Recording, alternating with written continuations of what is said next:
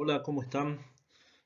Bueno, hoy vamos a continuar hablando sobre lo que son los materiales metálicos. En particular, hoy vamos a ver la metalurgia del hierro, es decir, el proceso de obtención del hierro a partir de lo que nosotros habíamos visto en las clases anteriores, de los distintos pasos de la metalurgia. Las menas de hierro más deseables contienen hematita o magnetita, y como las provisiones de estas menas de alto grado se han consumido, la taconita, que es la magnetita en roca de sílice y es muy dura, es la que se utiliza actualmente para el proceso de obtención del hierro, ¿sí? Nosotros aquí tenemos un pequeño esquema en donde se puede visualizar cuál es la metalurgia desde el primer paso hasta el último paso del hierro.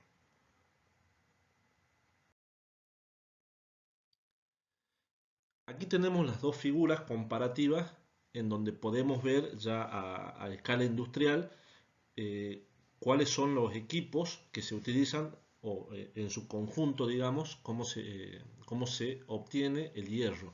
En la parte derecha tenemos el esquema que teníamos en la diapositiva anterior y en la parte izquierda tenemos la planta, que sería un alto horno en donde se produce la fundición del mineral o el tratamiento, mejor dicho, del mineral del hierro para obtener ya sea el hierro y el acero también. Ahora vamos a analizar el paso a paso desde la carga del material, del mineral, hasta el proceso, hasta la obtención del hierro. El mineral se reduce en el alto horno con monóxido de carbono. Por la parte superior del horno se introduce la carga que está formada por coque, que es mezclado con caliza que actúa como fundente y la mena triturada. El horno debe mantenerse lleno con las cargas de capas alternadas del mineral, el fundente y el coque. Y la naturaleza de la carga debe ser tal que permita el paso de los gases ascendentes a través de ella, o sea que debe tener una granulometría uniforme adecuada, es decir, que no sea ni muy gruesa ni muy fina porque los polvos son arrastrados por los gases y esto me ocasionaría problemas en toda mi planta. El fundente consiste en carbonato de calcio que se descompone en óxido de calcio y en dióxido de carbono, que tiene por objeto formar una escoria fusible con las cenizas y las gangas del mineral, y así por supuesto poder extraer en forma líquida del horno. El coque se lo obtiene también por destilación del carbón mineral y debe ser lo suficientemente resistente para que no se pulverice con el peso de la columna de la carga. Tiene que tener poca ceniza y además poco azufre. Y este azufre es una de las razones por las cuales se coquifica el carbón mineral. Por eso hay que evitar que la cantidad de azufre sea lo menos posible. Ahora el aire caliente insuflado por la parte inferior se quema el coque y lo transforma en monóxido de carbono, que justamente es el agente reductor para la obtención del hierro. La reacción que se produce es la que se muestra a continuación, que es el carbono más el oxígeno, que me produce monóxido de carbono y a su vez me está generando calor. Y esa es, al ser una reacción exotérmica, me eleva la temperatura muy alta hasta llegar más o menos a los 1800 grados centígrados.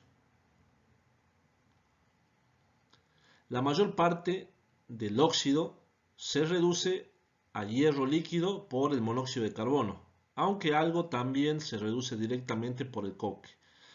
Entonces, dicho esto, las reacciones globales para la obtención del hierro son el óxido férrico más el monóxido de carbono, que me produce hierro líquido más dióxido de carbono y me genera calor.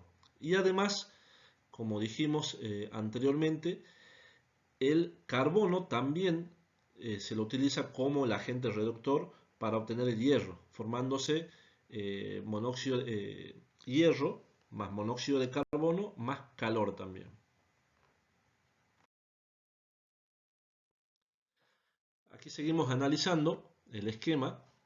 Gran parte del dióxido de carbono reacciona con el exceso de coque para formar el monóxido de carbono. y este monóxido de carbono es el agente reductor para formar el hierro líquido, como vimos en las ecuaciones anteriores.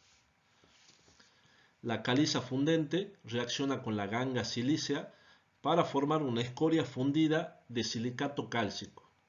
Es decir, en la primera ecuación tenemos el carbonato de calcio que se descompone en óxido de calcio y dióxido de carbono. Y ese óxido de calcio reacciona con el dióxido de silicio para formar el silicato de calcio, que es la escoria. La escoria es menos densa que el hierro fundido, flota en la superficie del hierro y lo protege de la oxidación atmosférica. Por eso es importante. Ambos se drenan periódicamente a través de la piquera de arrabio y de la piquera de escoria. Parte de la escoria se usa posteriormente en la fabricación del cemento, es decir, que todo se vuelve a reutilizar en este proceso. El hierro obtenido en el alto horno se denomina arrabio, hierro bruto o hierro de fundición y contiene aproximadamente el 95% de hierro, de un 3 a un 4% de carbono y cantidades variables de otras impurezas.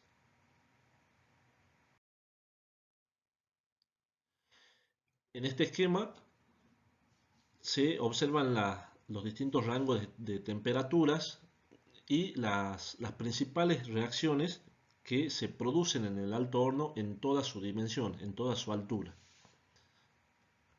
Y en este otro esquema vemos, se ve de manera más detallada todas las reacciones que se producen en la misma, desde una altura 0 hasta una altura de 30 metros, que es más o menos la altura aproximada de un alto horno y las distintas temperaturas que se producen. Vemos que hay muchas reacciones que son exotérmicas y otras que son endotérmicas, es decir, exotérmicas que liberan calor y por supuesto aumentan la temperatura y otras que necesitan calor para que se produzcan. Entonces esto es el beneficio que tenemos en las distintas reacciones, en que al liberarse calor está aumentando la temperatura y eso beneficia a las otras reacciones que necesitan calor para producirse.